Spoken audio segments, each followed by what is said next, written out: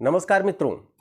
देवरिया कांड के 10 दिन बाद भारी दबाव में गुणा गणित करने के बाद नफा नुकसान सोचने के बाद अंततः अखिलेश यादव जी को ज्ञान प्राप्त हो गया। उन्होंने इतने दिन बाद देवरिया जाने का फैसला कर ही लिया, और वो भी तब जब 2 दर्जन से अधिक कर्मचारियों अधिकारियों के ऊपर शासन की गाज गिर चुकी है, सस्पेंड किए जा चुके हैं।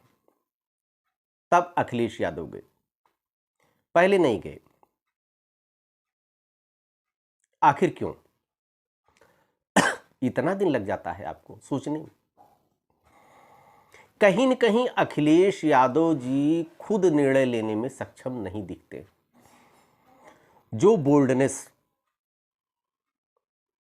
आदरणीय मुलायम सिंह यादव जी के अंदर में थी, निर्णय लेने की जो क्षमता थी उनके अंदर में,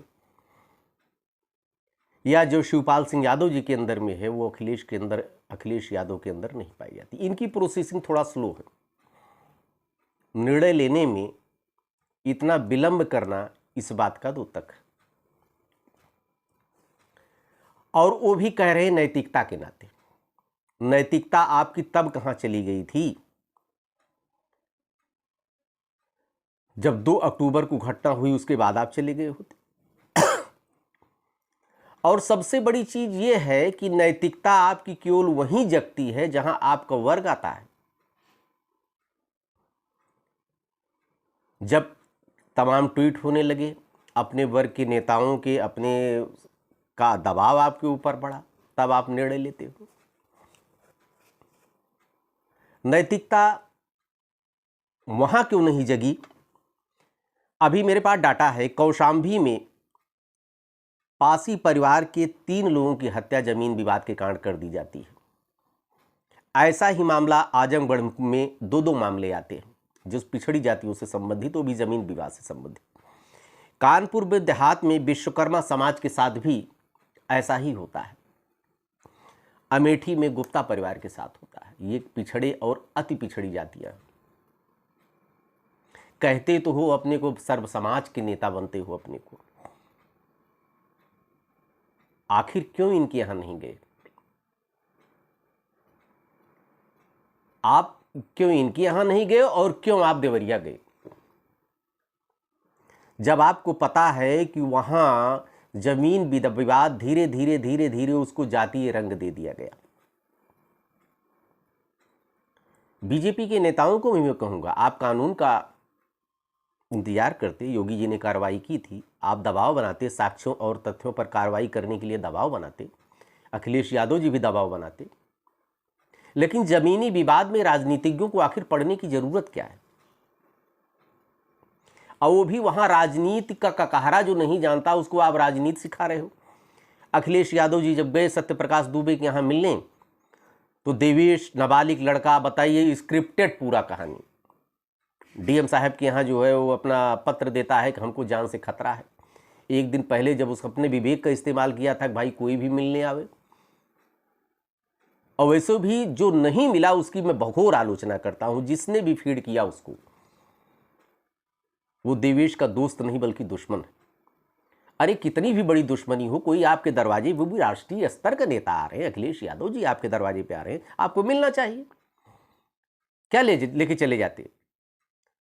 और भी जान का खतरा। जो पूरी स्क्रिप्ट लिखी गई है, इससे लगता है कि बहुत ज्ञानी लोग उसमें मिले थे।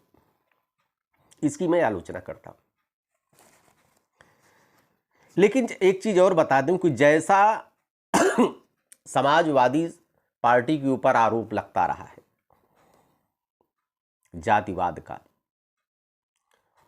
देवरिया जाकर अखिलेश यादव जी ने सिद्ध कर दिया कि जहां पर यादव पीड़ित होगा हम केवल वहीं जाएंगे। ऐसी बात नहीं।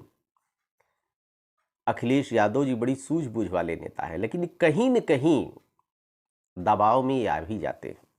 और आपको ये भी बता दें कि यही कारण है, राजनीति मुलायम सिंह जी भी करते थे, जिसका हाथ पकड़ लेते थे। अच्छे अच्छे मुद्दों को छोड़ना कोई अगर सीखे तो अखिलेश यादव जी को सीखे। विपक्ष मजबूत होना चाहिए। विपक्ष अगर सशक्त नहीं होगी, परिकल्पना करते हैं लोकतांत्रिक सरकार तभी हो सकती है जब तक विपक्ष नहीं मजबूत होगा। अखिलेश यादव जी अगर अपने को सर्व समाज का नेता कहते हैं तो उनको आजमगढ़, कानपुर देहात, अमेठी में भी जाना चाहिए, उनके साथ भी संवेदना व्यक्त करना चाहिए। लेकिन केवल देवरिया जाने से निश्चित रूप से एक टैग लगेगा अखिलेश यादव जी के ऊपर। देवेश का अपना विवेक, एक दिन पहले जो उसने बाइट दिया था तो उसमें उसने कहा था कि